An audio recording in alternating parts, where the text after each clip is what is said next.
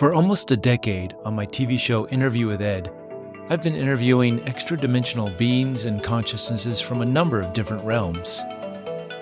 Many of my questions have been answered, but with every answer comes more questions. Join me on my ongoing quest to find out, who are we? Why are we here? And where are we going? Yes, welcome everybody to this marvelous Sunday. I'm a little sleep deprived because I once again I was editing part 2, finishing that till the wee hours, and then my cats decided to have a squabble at 6 in the morning. So a little tired today, but I was just sharing with Gayle how in the short time that the episode's been open to the members, just the amount of positive love, heartfelt, good comments about just the part 1. You guys haven't seen part 2 yet. And then Gayle, you had a great response. So share what you said. Oh, we were just talking about? Yeah. Yeah, I was telling Reuben that what I was feeling was that he has really paved the way with all this consciousness rising interface with all of the guests and bringing people into the two worlds, the many worlds. And yet it feels like Lyrica, her soul group, really kind of bring the polish into the heart, bring that consciousness from the head down into the heart. And I hope that maybe we could do a little bit of that dance today. Absolutely. Yes. Thank you so much. Yeah. Hanging out with you guys off and on, for the past 10 years, and then trying to figure it out in my head kind of thing. It's like, how do I figure this out? So then I can convey it in a mental presentation. I guess, it's just the guy part of me, I guess. And, I've said this before, but in the beginning, I didn't believe in fairies and unicorns. I mean, I liked unicorns, but I didn't know that they were real. And then during this journey, I'm like, oh man, unicorns are real. Okay. Fairies are real. Dragons. Wow. Okay. And that slowly had been bringing me into the heart space. This suspension of disbelief in certain things and only believing in other certain things. Yeah. Aliens are real, but the rest of it's not. So having to let all that go and come into a more heart-centered space has been key. And thank you, Gayle Lyrica, for helping me with that, helping me do this journey over the years. You wanted to do something special to open with. I'll just hand the show to you for a second, and then we can kind of go from there. Okay. Well, thank you, Reuben, and thank you, members, for your presence and your support. I thought it would be fun to bring you all into our present timeline, because a lot of what's been presented, even in the episodes, are a little bit in the past. And I know all of you, along with us, have just gotten through this Lionsgate's portal, and it's been a big life shake-up thing for us. And the way we see it is very interesting. Obviously, there's the linear calendar. I call it the mainstream calendar that goes from January 1st to December 31st. But for Lyrica and I, as energetic beings, we really run a different calendar. We run our calendar from August 8th until August 7th. It's the Lionsgate year. And so as we cross that transition from last year into this year, it's a real time for harvesting all that we've gathered in the last year and celebrating it. And so Lyrica and I certainly have our book to celebrate. And now these 2 shows that will eventually be on Gaia are kind of like the crown jewels. And yet that brings us to really a brand new year, and lots of seeds planted that get to be brought to light. But Lyrica, the way I would describe it is you're kind of an energy chick, as long as she's vibrating very strongly with some kind of purpose and sort of pushing it up the hill, she's on fire. But the minute there's this lull or this void, and she's kind of like a fish out of water. So as our Lionsgate year ended, she was kind of like, maybe it's just time for me to go. Maybe I'm done. Mm-hmm. And then thankfully, a couple of days ago in an energy session with her mentor, a wormhole came into her operating field and sort of tapped her on the shoulder and said, hey, we have a relationship and we have a project to do. And so, to me, it's like, oh my gosh, this is just really over the top. And so Lyrica now is spending a lot of time in her power seat, which is in the garage, in the car. That's where she does this kind of what she calls non-physical build or patterning. And it's amazing, Reuben or group, because she'll sit there for hours and just like not even move or flinch. And I can go check on her and, the door opens and, I make noise and she's got her eyes are open. They're in this very deep, intensive trance and she never sees me or hears me. Wow. And this whole thing started back in 2014 when we first moved to Sedona. And she was doing this back then. And what she was doing at that time was she was telling me, Mom, I'm seeing these pockets of distorted pockets of energy. And so I get to jump into them and I get to watch them change. And I get to watch them become these amazing, not only more organized, but beautiful. And eventually she was like magician, creating all these energy mandalas and then throwing them into the higher grid above the earth grid. And what's interesting is that at the time we were spending time with our friend Michael, who will be in episode number 2. And sometimes he joined Lyrica in this patterning process. And they had a little joke between the two of them. And that was, who is the fastest patterner in the West? And we used to laugh about that. Mm-hmm. And so I keep asking her, Lyrica, back to this wormhole, what are you doing? It's kind of like a kindergartner asking Einstein, explain to me the theory of relativity. So the other night she woke up in her sleep and I had the journal and the pen that I always do to capture whatever jewels might come through. And she was willing to write something that could be shared with the group about this latest episode of her energy. Oh. And I guess the reason we really wanted to share it were a couple of things. Number one, it really mirrors Lyrica's abilities and superpowers and that of her soul group. They're really so at home in the quantum field.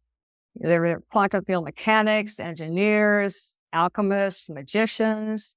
There's no end to what they are and what they can do in that domain. It's pretty foreign to most of us. And it's really because of her embodiment, Lyrica's level of embodiment, she's able to not only operate in these fields, but to create and manifest more physicalized gifts for humanity and bring them deeper down into the earth plane and also tell the story about it. And the story is basically, this is who we all are. We all have these abilities. This is the new human design. This is where we're going. This is why we need to step into the ascension journey. Okay, I'm going to read your part there. I know I'm talking a lot. I get wound up.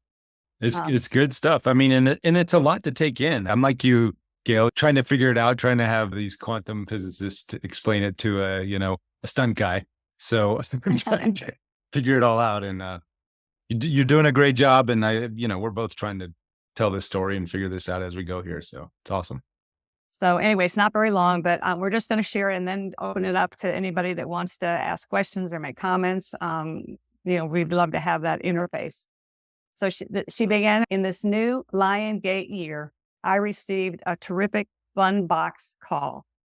I was brought into relationship with the wormhole to support its evolution into something new that feels important to Earth and humanity.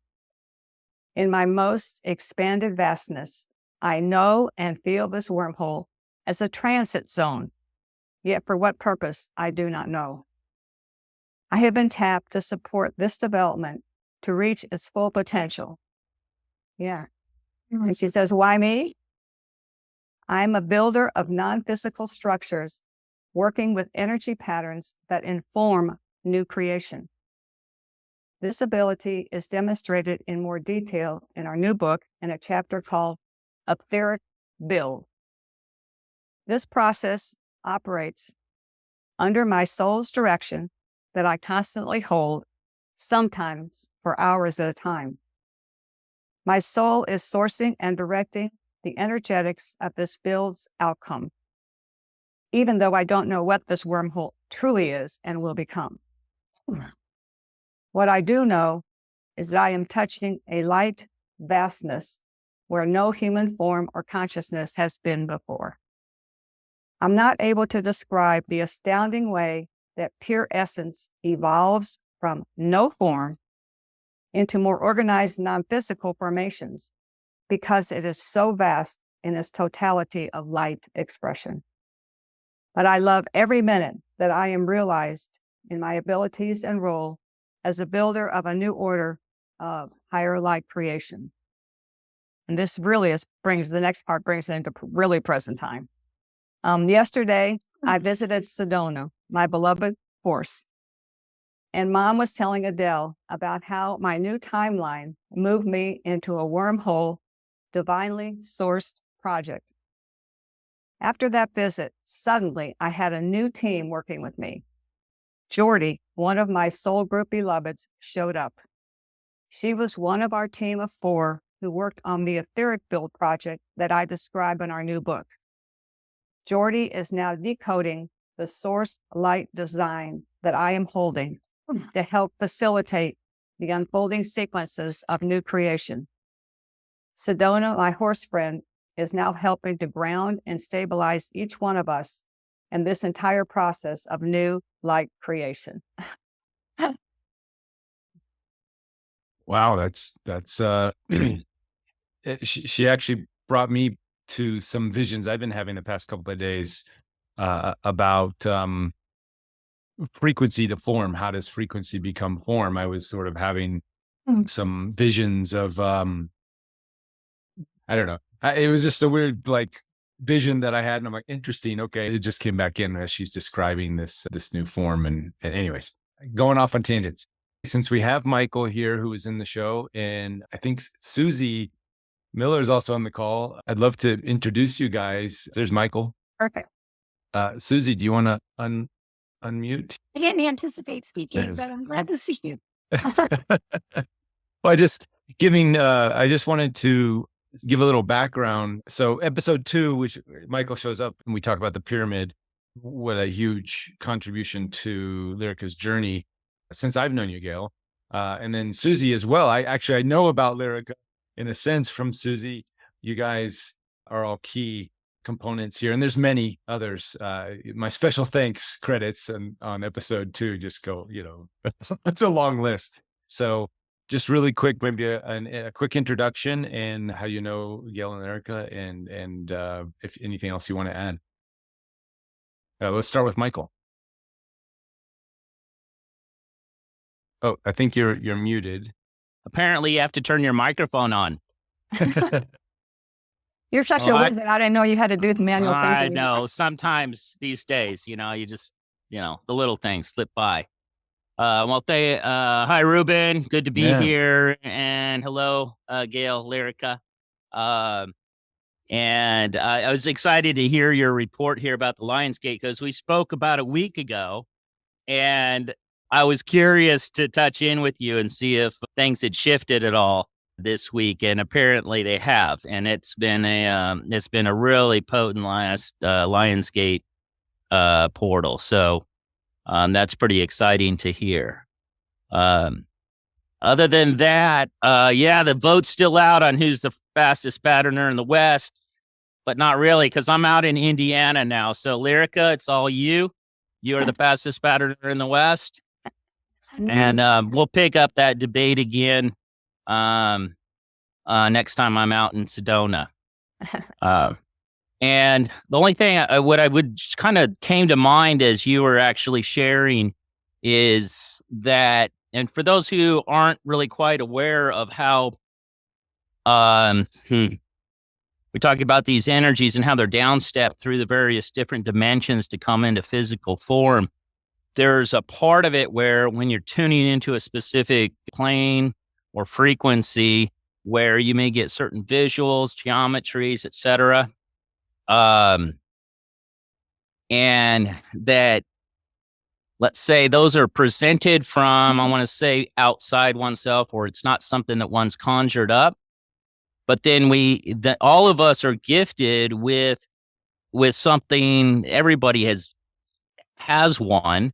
And this is our tool for making alterations and changes to the grid that then propagates down into physical form, and it's our imagination. And so when whatever we're imagining, it's like a sandbox mode where we can build within our imagination, and then that can actually be kind of uploaded into the grid and then come into physical form. So to the extent that our imagination is free to move without bounds, then we're really unlimited in what we can create and manifest. In Lyrica's particular example, her imagination is really unlimited, kind of by comparison to most humans who've had that imagination, shut down and constricted through the course of their lifetime. So she just naturally, boom, and she's not second guessing herself as she goes into these particular realms and begins to create patterns that will eventually propagate down. Lyrica, you want to say anything? My imagination is not how I relate to my patterning. I am so vastly intertwined into the totality of all life and all universes that my patterning seeds come in from this. It comes from this vast domain. I just have to be open to catch them. That's right. And that's the propagation. And then from the higher dimensions. And then the other thing that Lyrica, she doesn't have the same fixed sense of self in terms of an ego construct that limits her ability to identify as the whole universe. And when you bring these things together, she's just capable of doing amazing things that actually everybody is capable of if they didn't have the limitations. Yeah. Susie, so just a quick backstory on how we met through Grandma Chandra and Kat, and then I think they had mentioned Gayle Lyrica, but then you were like, yeah, you should go see Gayle. And this was like, 11 years ago, 12 years ago, something like that. And you've been working with autistics, nonverbals, probably the whole spectrum, right? So maybe from your experience, would love to hear not only your connection with Gayle Lyrica, kind of what we're talking about right now, how Michael is saying, there is, I think, not just Lyrica herself, but many people in the autistic spectrum have this stronger connection to the other side than perhaps us earthbound, in our head people. So I've had the privilege of knowing Gayle and Lyrica for a really long time. And I've been working with what started as nonverbal individuals back in '99 and wrote a book called Awesomism in 2008. But when I met Gayle and Lyrica, this was a little different story. And the way I work with children every day, all day that have, I'll call them hyperdimensional gifts, and those children are attempting to, sometimes consciously, sometimes unconsciously, bringing those gifts back into this embodiment, into their embodiment, so that energy and that frequency, if you will, is available in this reality, supporting this reality.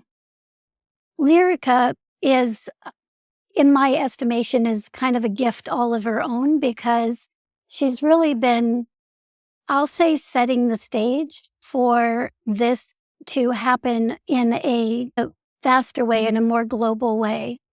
So just having the opportunity to dip in and out of Gayle and Lyrica's life at different pivotal times, what I really notice about her is that vastness of being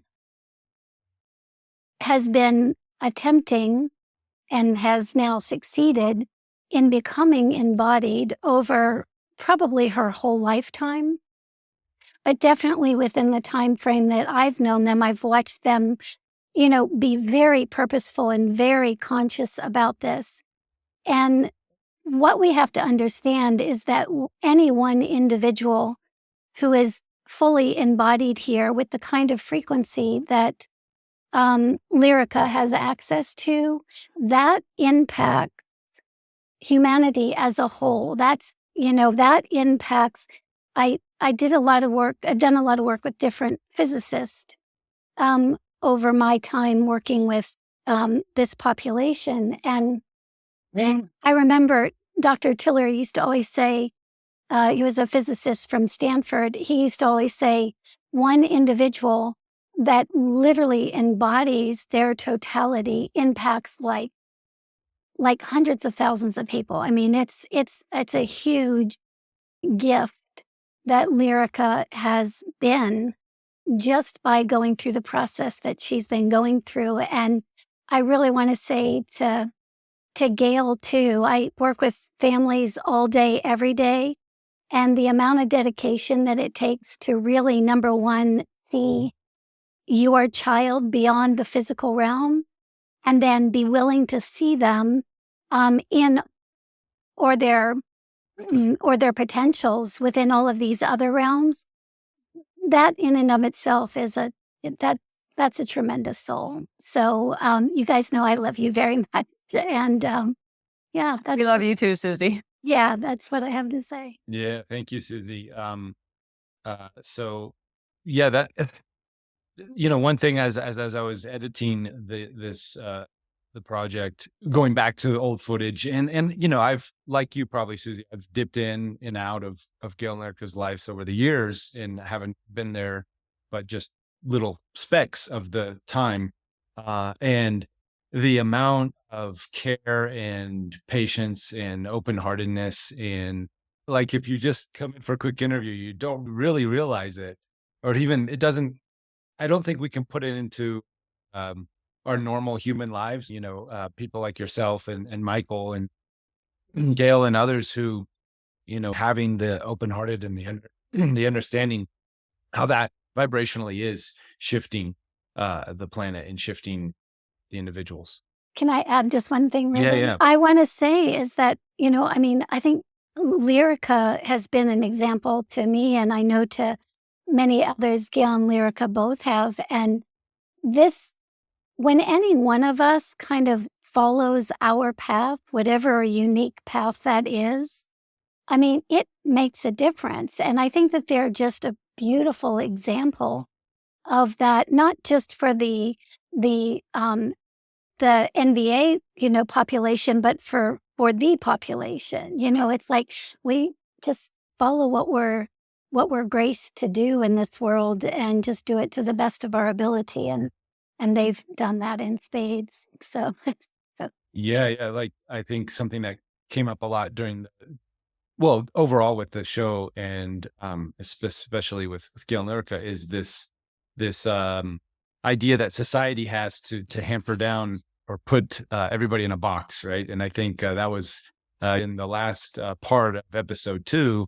The sort of Lyrica's final words in the interview were, maybe Gayle, I'll let you. I'm going to butcher it, but you said something about doctors and lawyers, right? What was it? Lyrica said if she had one wish to change the world, it would be to deprogram parents pushing their children from early ages to become the classic sort of idiom is lawyers, doctors, Indian chiefs, to become famous, to become rich, to become, successful.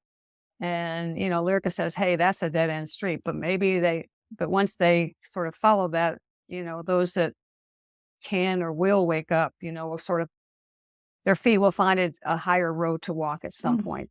Maybe they just have to go through that. But yeah. We're touching into medical worlds and institutions. We're talking into educational worlds and institutions because all of that is sort of upside, in my estimates, it's all kind of upside down logic and certainly not soul related. And without the soul, we as humans are lost here. We're just kind of in this revolving gerbil wheel of nothingness. It's the only way pleasuring, self-pleasuring, but it's pretty, at the end of the day, it gets pretty empty.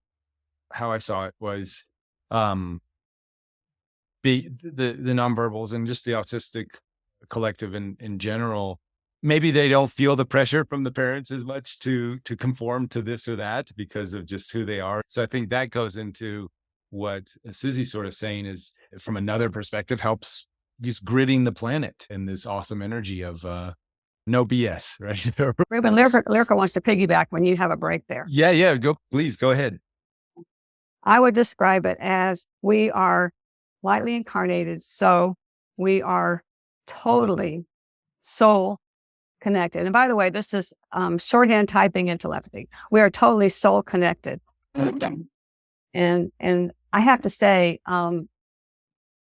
Lyrica is just this automatic decision maker. If I have a decision to make, I do this wiggle step, which is, back door, front door, around the block. And I'm still trying to, figure it out by the end of the day or the next day. You give Lyrica something to decide on. It's this instantaneous love or hate. I mean, and not hate, but yes or no. And there's no wiggle. And it's because she is so soul choosing, that there's not any kind of any other agenda that gets in the way. And I think that's part of the magic. Yeah, how would you describe it? Absolutely. Holy NVAs are not here to be human pawns in the game.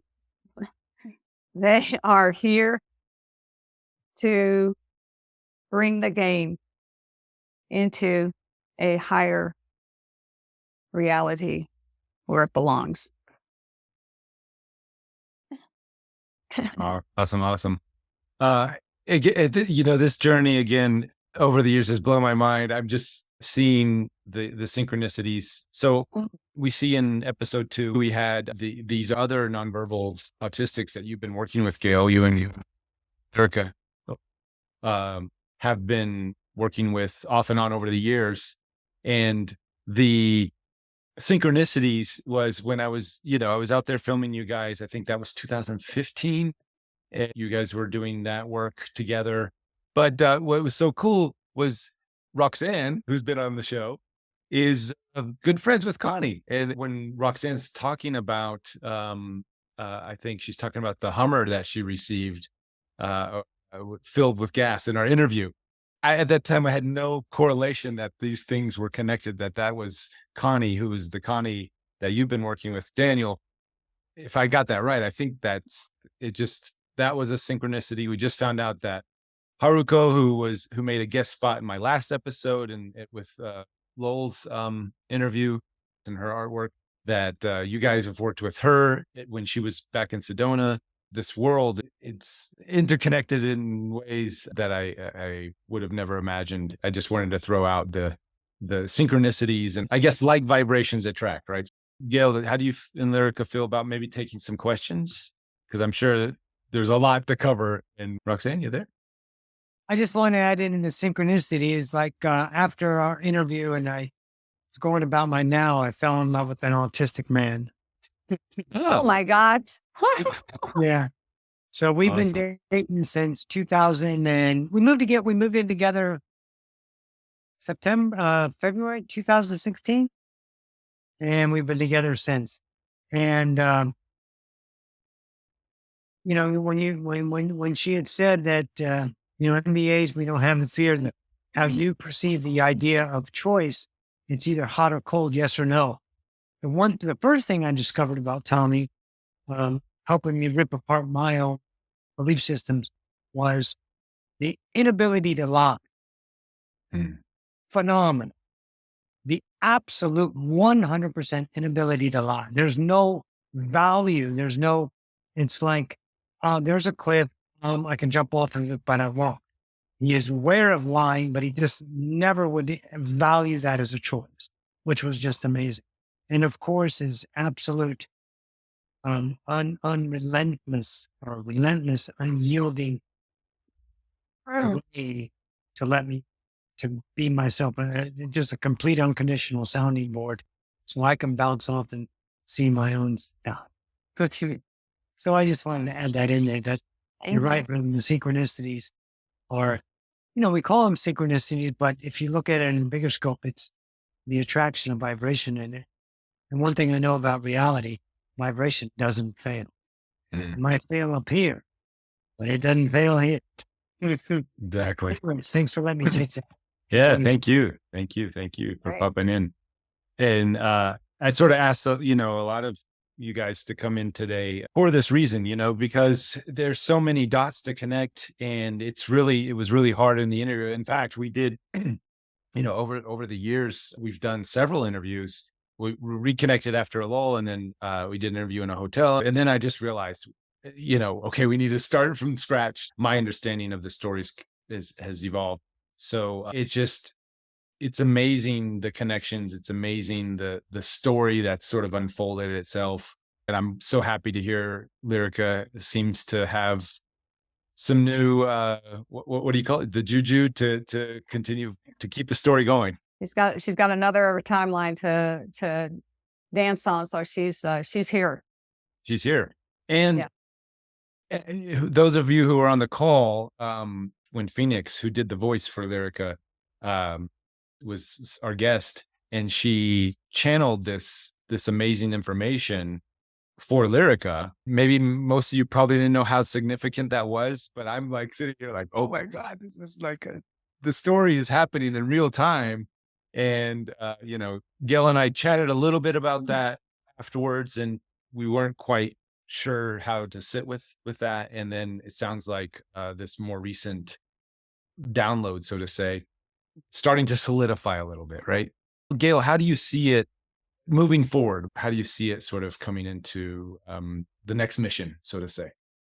I think that's for Lyrica, but For I should Lyrica, also yeah. hands up in the audience. I hate to not give them a time to ask, but Okay, yeah, we'll jump in right after this. I am still hovering between the worlds. I am so vastly working day and night, in all the outer planes. I have a team of very high cosmic creators working with Earth's ascension process. And here is where I really feel I can impact in a new and powerful way. And I think the way she described it to me was that this totality is really operating as one light field that's just sort of forever beaming its goodness and grace down to Earth. But because she is so embodied and still at this moment here, she's able to kind of help bring that beautiful stream even maybe deeper into the Earth arena and the Earth plane.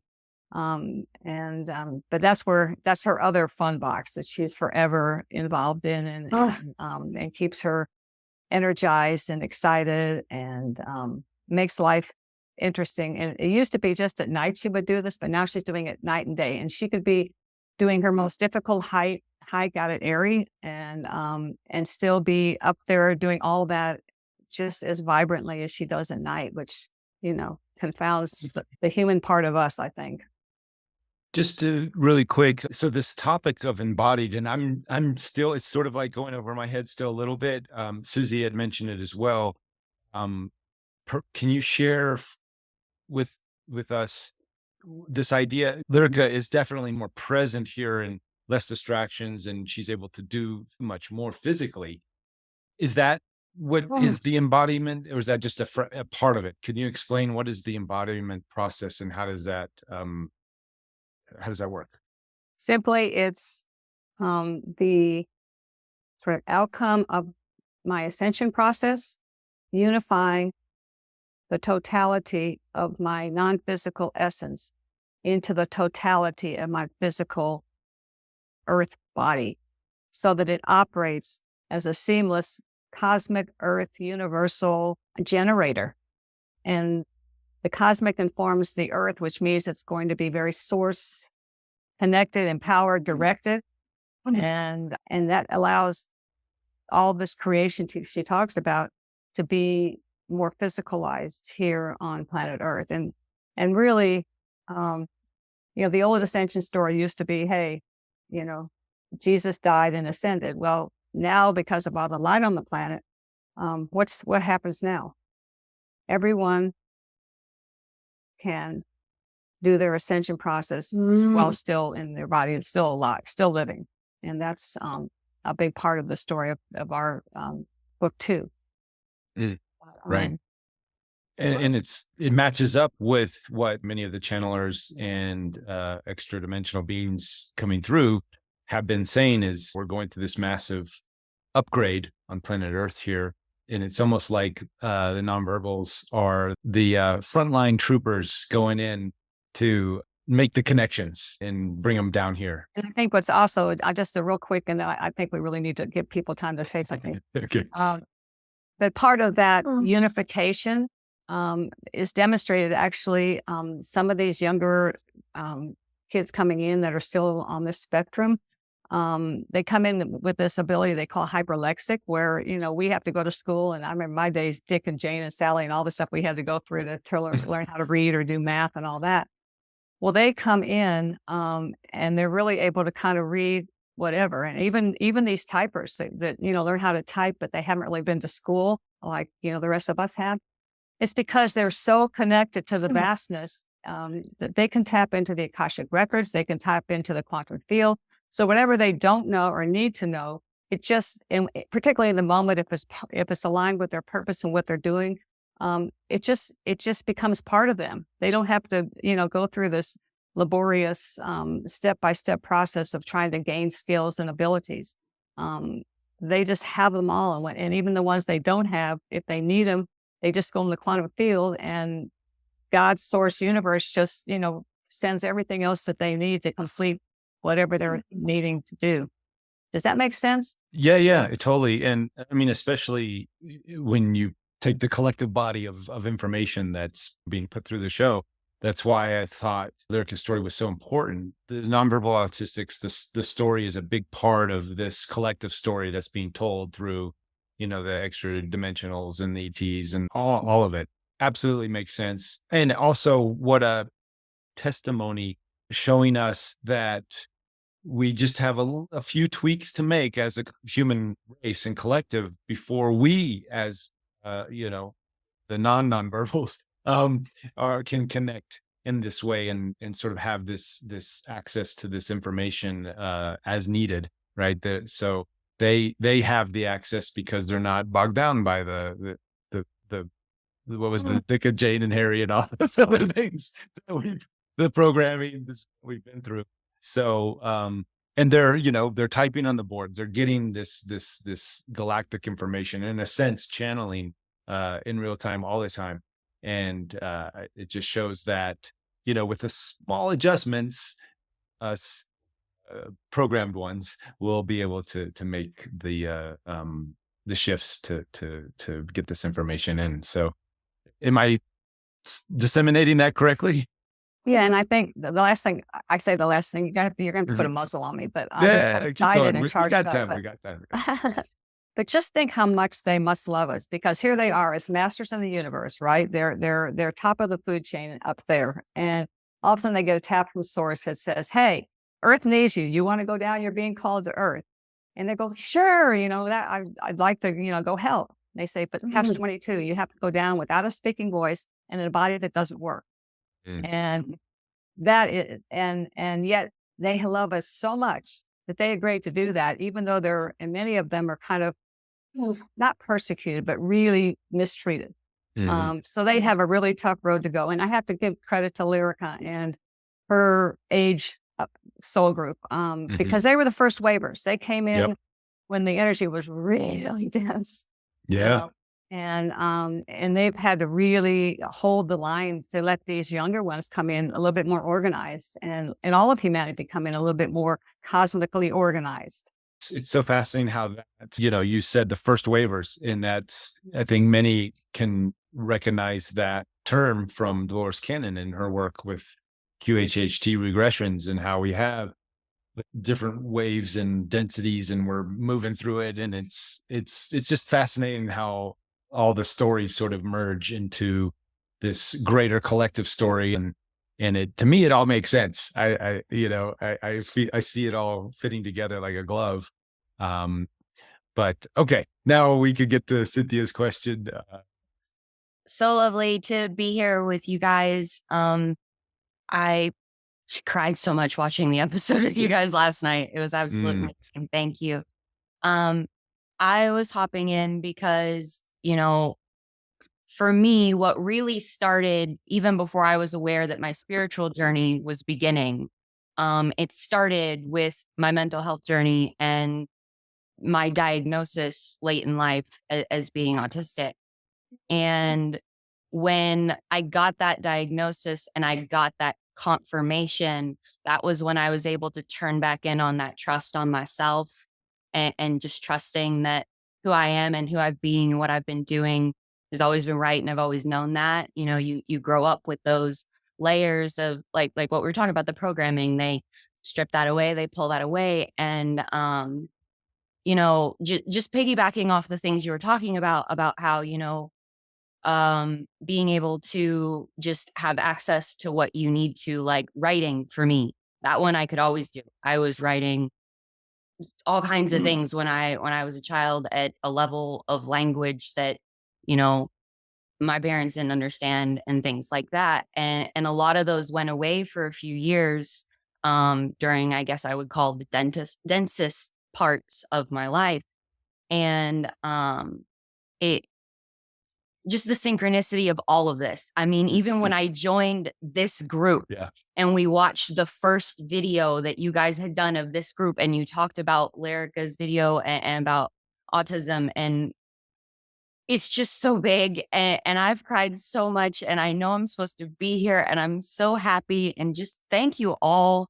I guess if I had a question at all, it would be to hear, if it's fair to ask, a little about being someone who is verbal. I went through a lot of years of learning to mask, and am now deprogramming those things out of me to just be that authentic self for people again. And you get projected on a lot when you're somebody who has learned to live as, I guess, even just a mirror. Like I said, people project what they want to see on you when you're not as able, willing, or whatever that aspect of it, to show that part of yourself. So if you have any thoughts on that, and you too, Gayle. Yeah, what a beautiful sharing. It's got me to tears. So, and I just want to say that I too received a diagnosis of autism, Asperger's, late in life. So I totally have walked the path that you're walking. And I had another early childhood event that was pretty dark. And so yeah, I got shut down, and I have to say, it's Lyrica. I mean, in her soul group, that have literally freed me, and it hasn't happened, in a nanosecond, um, but there, to be with her and be in frequency entrainment with her, it's kind of like being in this healing vortex 24/7. And then the wisdom in our first book. There's 3 co-writers in the autism book, and they write so. I'm sure it'd be like your early writings, very poetically, very symbolically, say very few words, and yet they transmit a frequency that just melts the paint on the wall. I mean, really.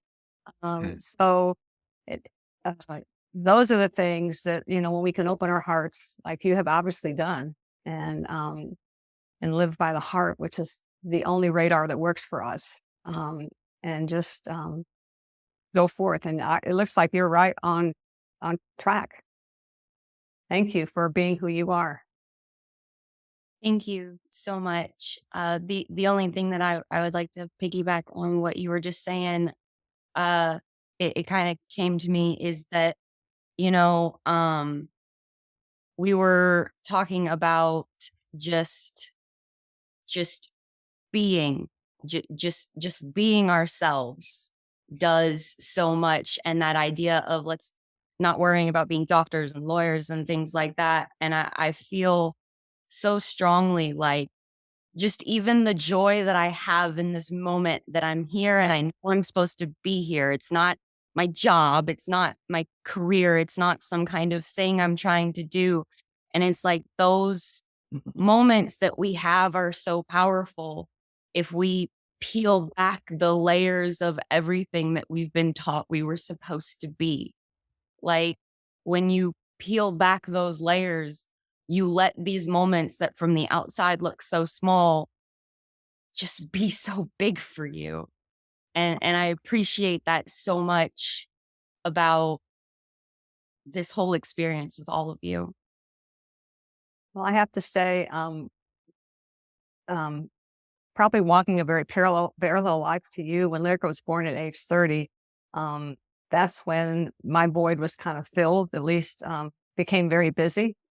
And and yet when I was Lyrica and they're the three co-writers of that first book really became my first safe friends. They in their presence, I could let down all this armor, all these sort of I guess scales of protection that I had to keep my heart closed and go through life with just kind of in this okay, I can get through this day. But kind of de-arm all of that and in the stillness with them, just maybe hold their hand, eye gaze into their eyes. And all of a sudden I began to tap into who I really am. And it just loaded me into a frequency entrainment with them. I'm sorry, I'm losing my voice. It's just talking about it. And that's what started my spiritual awakening journey. So yeah, I totally get it. And to this day, Lyric and I, in the past have been these light worker chargers, this is our mission. We're doing this, we're doing that. But the last 6 months, we stopped everything.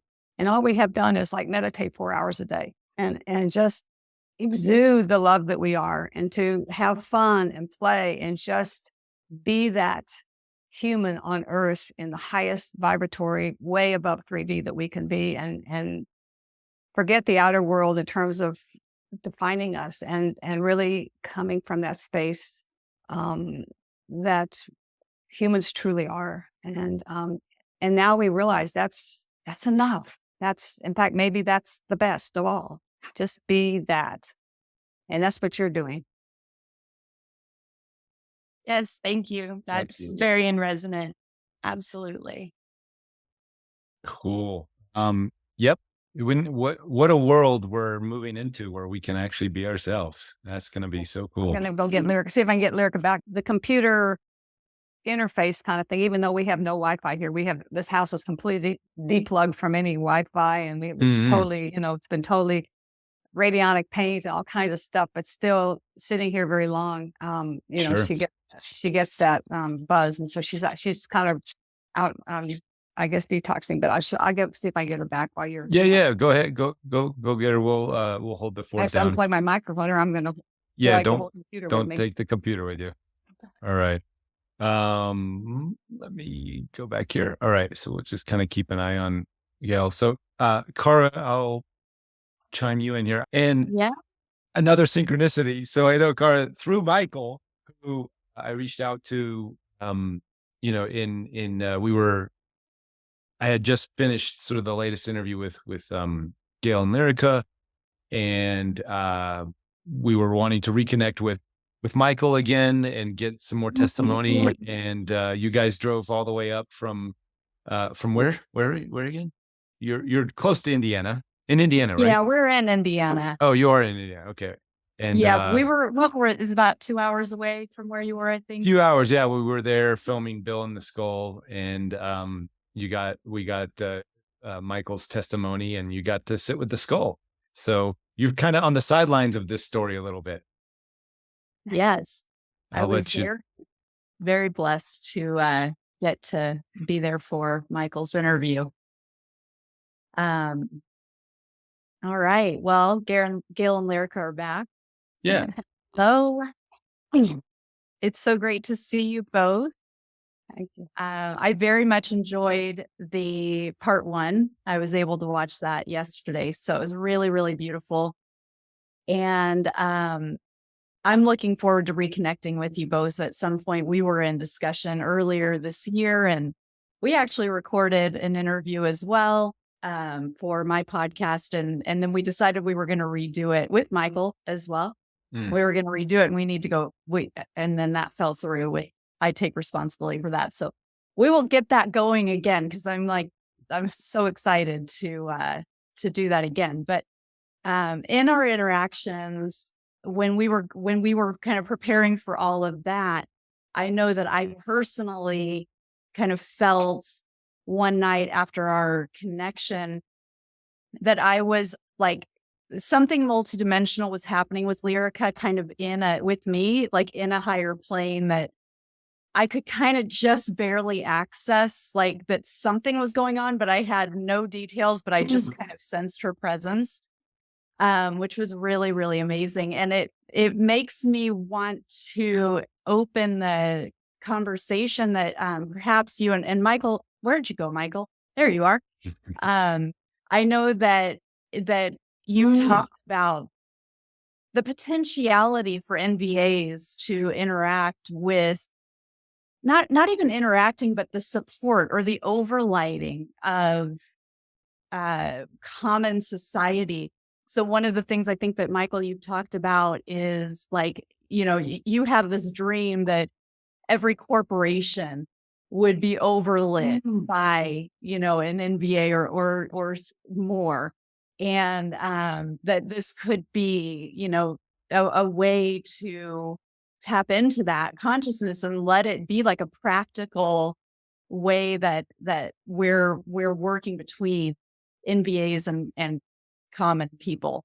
I don't know if anybody wants to explore that or kind of pull that thread a little bit, but I find that opportunity or that potentiality really exciting. Michael, Yeah. you want to respond? Sure. Yeah, it's one of the things that I noticed with Lyrica in terms of and how much joy she gets out of what I might call like psychic janitorial service. Okay. Of literally just kind of cleaning the up, and again, it comes down to patterning, but patterning the ethers or the etheric planes where thought processes are formed and tapped into. And so most of humanity is under the delusion that their thoughts are all original. Somehow they're sitting there thinking things up, but they're not really. And these thoughts are shared. And so in an environment such as a corporation, especially if it's a place that is innovative or creative in some form or fashion, it would vastly be improved by having the presence of an NVA who's doing this patterning work that's going to lead to breakthroughs and being able for the employees that work there being able to then tap into these higher creative ideas that come in the form of patterns. And so this would be, I just need to prove it. All Right. right? So much of this stuff is like, oh, this is totally epic and I can't prove it. They've done some interesting studies with like monks group meditating in terms of reducing crime rates in certain places. And there's more and more research being done on altered states of consciousness. And so bit by bit, brick by brick, we're bringing pieces together that's going to eventually pop, hopefully, into this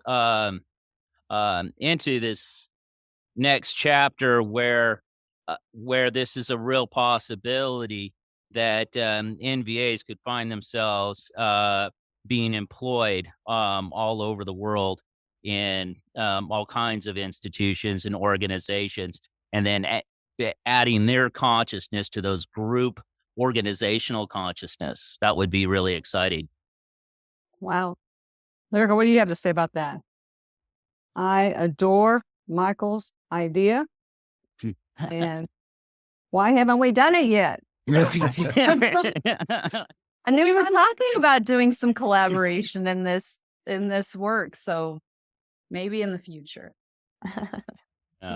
Yeah, I just to sort of piggyback, Carl, on your on what you were saying about working with Lyrica in Dreamtime. Probably for me, I've been in front of the editing and been hearing the messages and moving them around, all that stuff. But I would wake up in the middle of the night, maybe in editing hot flashes. I don't know what's going on here, but I would whatever, something like, it's just really strange. Like I would wake up really quick and in exhaustion, but also knowing that I was having some sort of, I guess, experience or psychic talk with Lyrica, and I couldn't recall the dream 100%.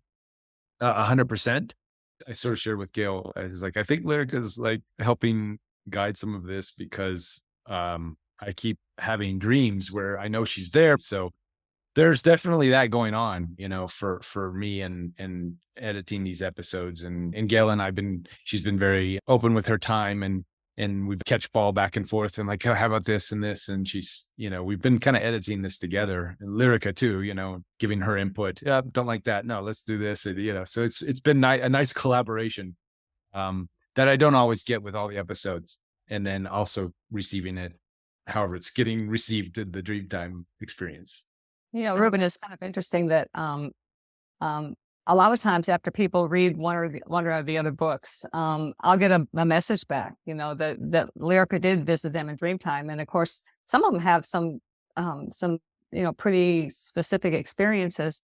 And then I'll ask Lyrica about it. And she just says, Mom, I'm everywhere all the time. And so she really doesn't have recall of, specifically visiting or interacting at night with a particular person. So I think it's coming from, the heart connection that somebody gets with Lyrica at some point, and then that opens the gateway, the doorway for them to tap into Lyrica in some way that is maybe helpful or beneficial. Yeah, I encourage everybody tap into the Lyrica heart energy.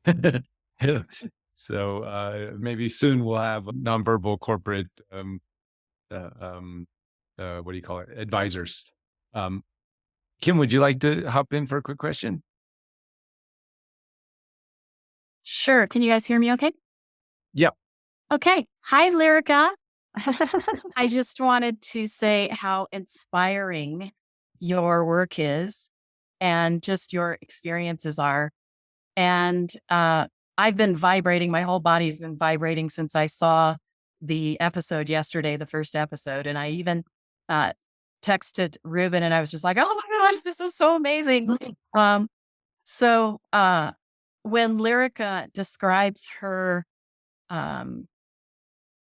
being connected and being everywhere at once, that really resonated with me because it reminded me of my awakening experience.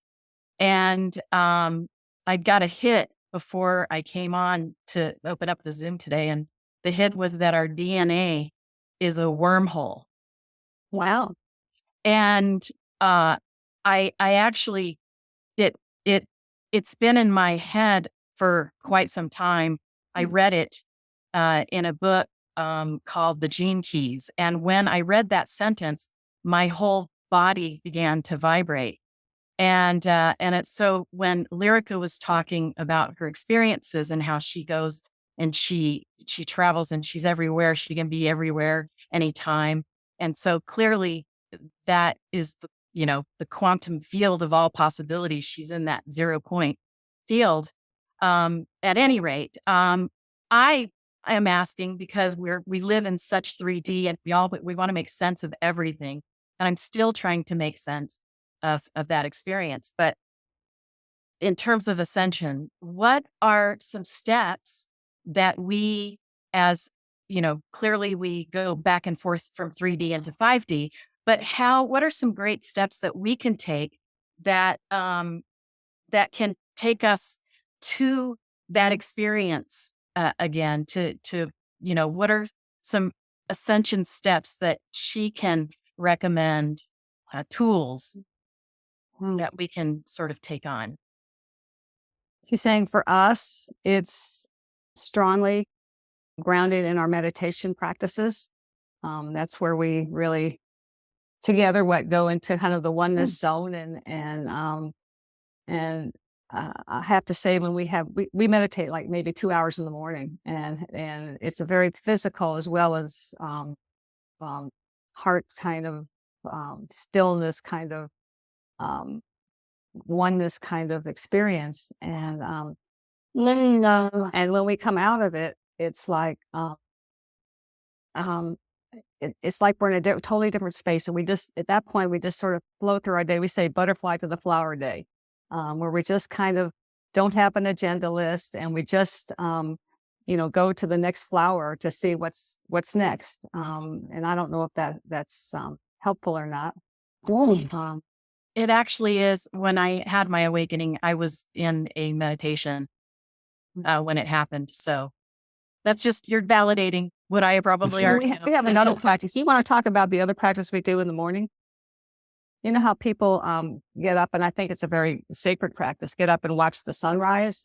We don't seem to have that biological clock. We're kind of on Lyrica's circadian rhythm, and that's my rhythm is her rhythm. But so we've instituted instead something we call dawning the day. So when we wake up, we don't go look to sit in the dawn. We dawn the day ourselves. So we create the day, and it starts. I usually have this wonderful experience of sort of climbing back into Lyrica's bed, and we do this sort of snuggle bunny kind of cuddle bug sort of experience where we just are touching each other, eye gazing, maybe even cooing a little bit, smiling, laughing. And sometimes Lyrica just gently takes my hair like this and just very lovingly just caresses it. And I think it's probably the most adoring physical thing that she does.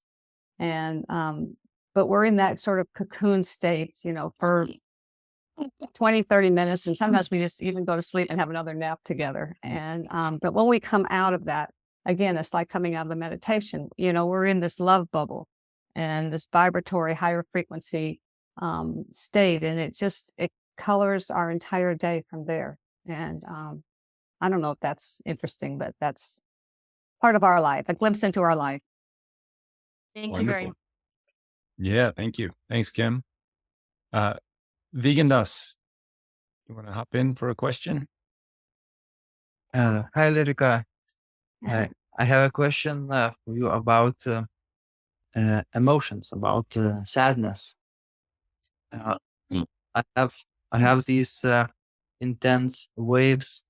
I don't know where they come from, but suddenly I feel so overwhelmed, like sadness, loneliness, like mixed up. What do you do?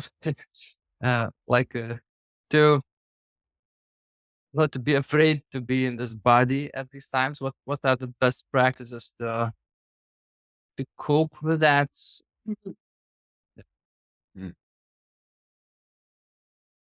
I don't probably have a terrific answer. Mom and I create our play and fun and games inside whatever we're doing. And that seems to, what does that do, Lyrica? That gives us a way to transmute the mundane, like grocery shopping, I guess, into a high adventure. And that's, I guess, going back to Michael, that's a lot of maybe the imagination of taking a situation or a moment or a feeling or an emotion and, maybe, throwing some other, what can I say? What would you throw into those emotions? Sprinkle fairy dust. And I don't know about that, but I don't know how accessible that is. Sprinkle in a heart to say, I feel this sadness and I'm sending love to whatever its location is. And I promise to remember the sadness, but that's not who I really am. So I choose to ground more deeply into my body and bring my light in to chase away the clouds. And I know, some people have practices like the breathing practices to kind of bring that higher. I mean, the way it was described to me is most of us walk around with our higher self, our non-physical self, kind of floating over our head, and that's why these bodies operate as kind of autotrons out of control many times. But, whatever we can do to bring those, Lyrica calls them her soul bubbles, to bring those into the physical body and really ground them way down deep into the pelvic area, the womb area, or the pelvic area for men. That really helps unify those two aspects of ourselves and bring them into one. And that's where we can more easily operate as the person that we are, if that makes any sense. I don't know. I don't think that was very helpful. Well, yeah. How about that vegan us? Does that make sense? Mm, Yeah, it's I felt an energetic answer. Ooh, ooh. So it it guides me to that direction. Yeah, I do something like that myself, but it's so difficult at times that I'm just unable to withstand in that intensity. We're sending you a real big fat hug because you present as someone who has some of that the good qualities of the autism spectrum, that sensitivity, that very vulnerability, and you obviously have chosen the path to be here, as you are, where you are, how you are, and so there's definitely an opportunity for living that in a fuller way, and I wish you well on that journey. And I know you're obviously on it because you're on these calls and you're really seeking, and that's where I think we all are. Michael? Beautiful. Yeah, Michael, you got your hand up. Let you pop in Yeah, here. if you don't mind if I just chime in with Yeah. like one kind of key thing is to ask yourself a question, is it mine? And if you know what a yes feels like to you and listening to your own intuition, to then just discern, is this yours or is this part of the collective? And if it's part of the collective, the reason you're feeling it is because you're signed up for service to the whole. And so you are feeling that way because you're capable of processing it. And just that one thought, once you recognize that it's not yours and that you're doing this, you're processing this emotion on behalf of others, something kind of magical switches inside, and all of a sudden there's all this support to actually process that through, and it's not painful to do so. But just Yeah. Beautiful. Well said. Not bad. I concur. A big teaching for me too is sort of asking that question. How does it serve me? Right? Does feeling this emotion from the collective, how does it serve me? It's sort of like asking, is it mine? Is it serving or is it not? And if it's not, if it's not serving me or the collective or anything, let it go. Easier said than done, obviously. But yeah, Michael put it beautifully. Sophia, you want to join in this conversation? Hi. Hello. Hello. I just wanted to ask a question regarding sort of how important it is to be in particular locations on the planet to be doing this sort of grid or light grid work that you're doing. Like you spoke a lot about your proximity to Thunder Mountain and how you were called to be in a certain place.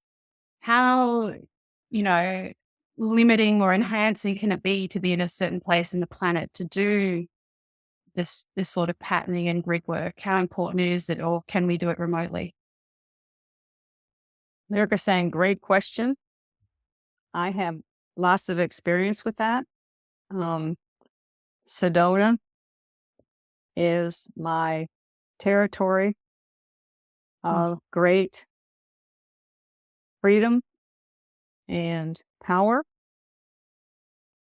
We were also called to Asheville, North Carolina for a couple of years to experience another vortex. And for us, it was kind of like Sedona's maybe more the masculine and Asheville is more kind of the feminine, but we needed those two experiences that were similar, but very different. And then we had to, what's the next part? And then we had to go back to a small town in Arizona for personal reasons and things that had to be done. Life chapters had to be closed, my life chapters. And we were there for a little over a year. And we felt suffocated energetically. It was, this was kind of a town of ropers and miners. And it was just like in the desert. I mean, deserts are wonderful, but in the desert of nothing to hold us there or fill us there or support us there. My life in Wickenburg was awful. And then the minute we returned to Sedona, everything opened up in Technicolor and and the microphone came on and the trumpets blared and we were home. So for us, that location is really important. But I think people are certainly capacitated. Michael's a good example. He's been in Indiana, left his grid points, and it's taken him a while, but he's finally opened up the Indiana grid to be just as powerful and connecting to that. So it's definitely possible. It's just maybe, a little bit more work or I'm not sure what the formula is, but that's a good question. Where do you live? I live in Wales in the UK. Oh, wow. Wow. Yeah. How is the vibration there? It's an interesting mix. I think I'm in the South Wales Valleys, which is a big mining area. In some ways, there's probably a lot of damage. There's energy here, but then there's also, speaking about dragons, a few weeks ago, I've encountered a couple of dragons. And I have to say, Awesome. It was a big surprise for me, being here. So, there's some beautiful things, and I think there's probably a bit of work that needs to be done. But I don't know. I've moved all over the world, and I think maybe things are happening that I didn't understand, and I go back now, and I'm before my spiritual awakening or whatever you want to call it. It's probably doing some work without understanding it. But I think I get a bit personally a bit confused about whether or not you just meant to go and visit somewhere and do something, or if you meant to be there more long term, and about the whole idea of settling down in a particular physical space. Because obviously I'm Australian, I'm not Welsh, and I've lived all over the place. But it's hardly of trying to find a sense of, how much it matters about where you live as to the work that you're doing, or this type of work or development. Yeah. Awesome. I think Michael Yeah, has. I was just going to say, Michael, he knows a lot about this subject, so I'm going to have him chime in. One of the things that was pretty notable while I was in Sedona is that, 90% or more of the people that are called to Sedona are only there to temporary, for anywhere from a few days to a few weeks. And it's important to these various different sacred sites around the world where the energies and vortexes are there. They're mostly there to visit, to get to get activated and upgraded, and then to take that and then go spread the light somewhere where it's needed. And actually, unfortunately, a number of people, they may fall in love with, like Sedona, for example, and stay way longer than they're supposed to. They think that they're supposed to be there, but they're not. And what we really need more than anything is to spread the wealth all around the planet. So it sounds like you already have visited a number of sites, and if you're in the UK, I hope you've been over to Stonehenge. But these are go to these places, and the only reason why you wouldn't, if you're not at peace or comfortable in your current geography, is to be open to going somewhere where you are, and eventually you will be guided there. Beautiful. Thank you, Michael.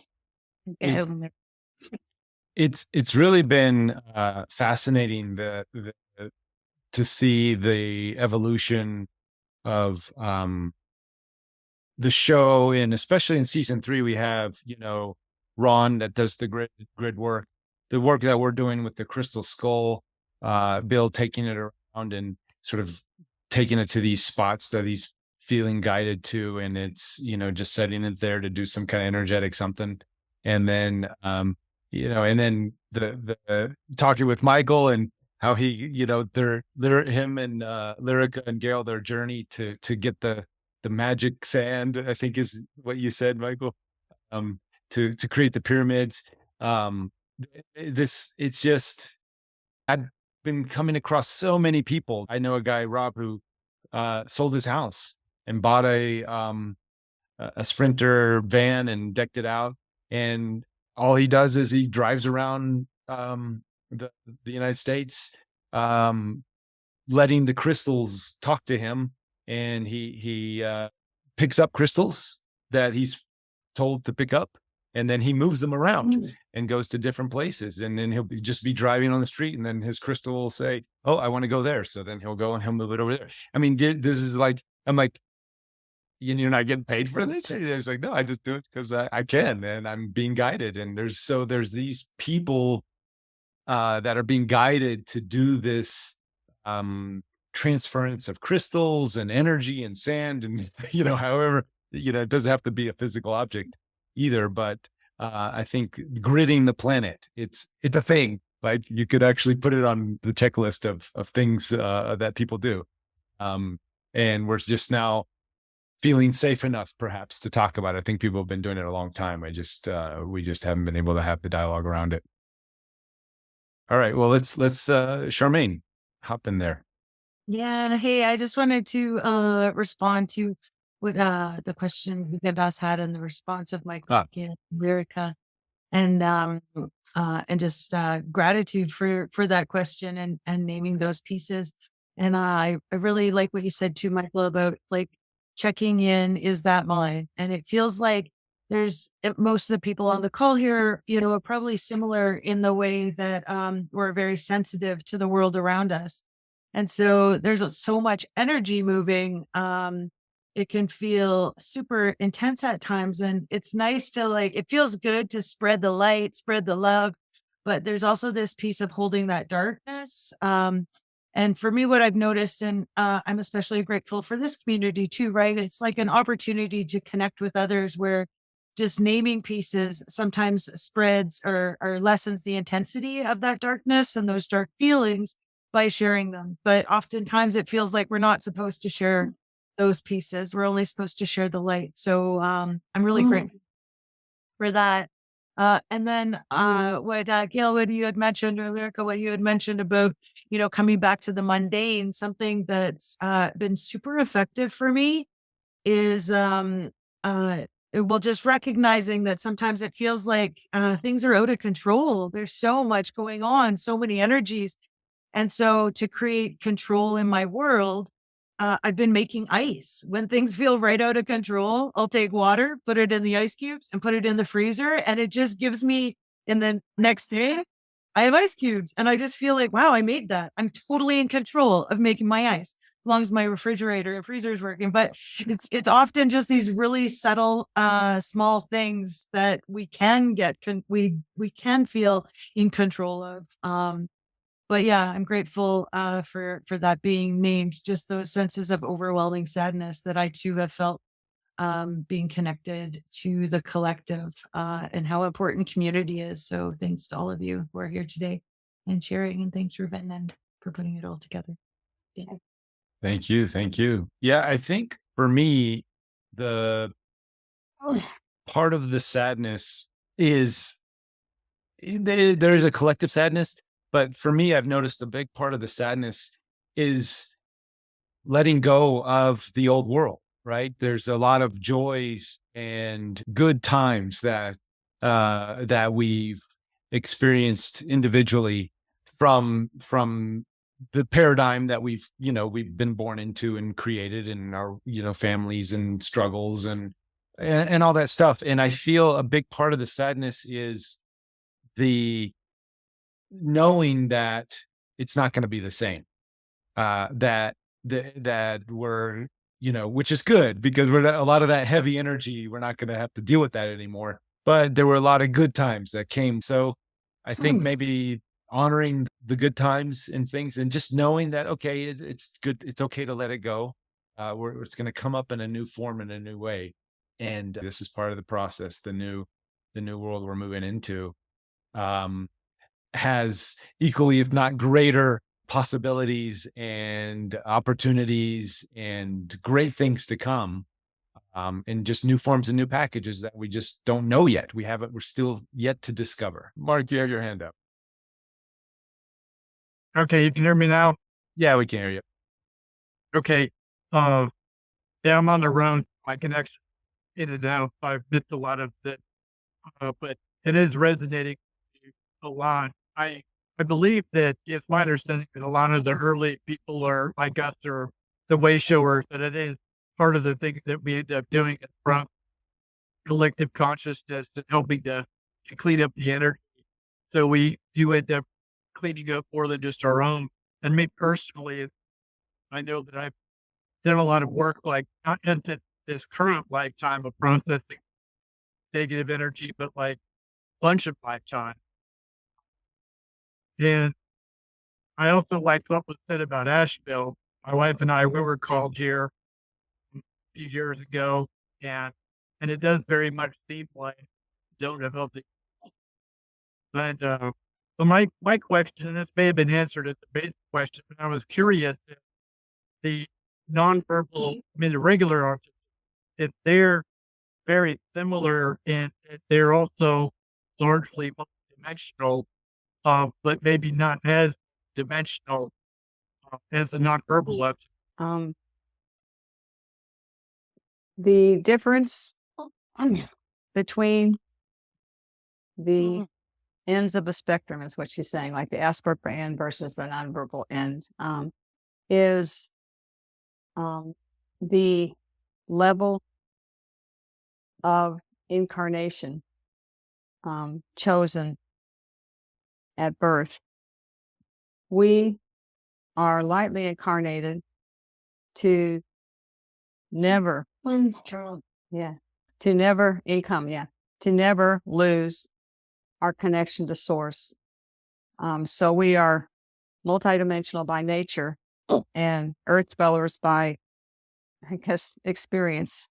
Mom is Asperger, and she is much more incarnated. So she was not as dimensionally open, and it's been a journey for her to reconnect at that level. But the point is, everyone on the planet right now is multidimensional, and we're just all in different. Our feet are all in different places, and where we stand in that awakening and in that level of access. So it's really hard to generalize, I think. But the autism spectrum and the whole human spectrum of people that are sensitive, is all what is changing this planet and creating the ascension story. So every single part is equally important. The Lyrica is more able to access the higher dimensions, but her group is less able to bring it down. And those on the more embodied or the more incarnated side of the spectrum can bring it down, but maybe aren't as 1000% connected to their multidimensional. And I don't think that's a very good answer. So let somebody else. No, I was just going to. Tired. I think I'm getting tired. Yeah, we'll wind it down here. I think both in you and Lyrica have been quite troopers on this one, in many ways. But it's kind of the way I see it is I feel like we're all superheroes. Like everybody's a superhero and they don't know it. And when you can start to recognize, your unique abilities and connections, and whether trust that superhero guidance and follow the mission, whatever that is, obviously. So one thing that especially with this particular subject and perhaps future episodes, we're going to open up a new section, a behind the scenes section on the members page. And I have a lot of videos like Susie's interview and other past interviews that didn't make the final cut, so to say, for these 2 episodes. But I'm going to open up that and create a space that we can continue the conversation. This is an ongoing story that's going to be, it's constantly evolving and being told. Adele and all of the work she's doing with Sedona the horse, and the crystal skulls. Like there's so many things that are just constantly being updated and moving. So again, using the platform to do that. And we're creating a new section that'll be updating some of the unseen behind the scene footage of this journey. So stay tuned. And Thank you very much. Thank you, Gayle Lyrica, for your patience. For taking so long for me to tell this story and to get our interview out, and for your constant generosity with your time and energy and trying to tell this story. All right. Thank you, everybody. We'll see you next week. Lots of things. Stay tuned. Keep checking the chats and the dashboard, and lots of new updates coming. So. Thank you. Thanks for tuning in. Hope you like this interview. We actually do this every week on my membership portal page. And you can access it through interviewwithed.org, or click on the link somewhere in here. I'll put a link, and come over and join us. You too can ask questions. Every week we have new special guests, and you get to ask questions directly to the channelers and to the beings that they channel. So see you in the portal.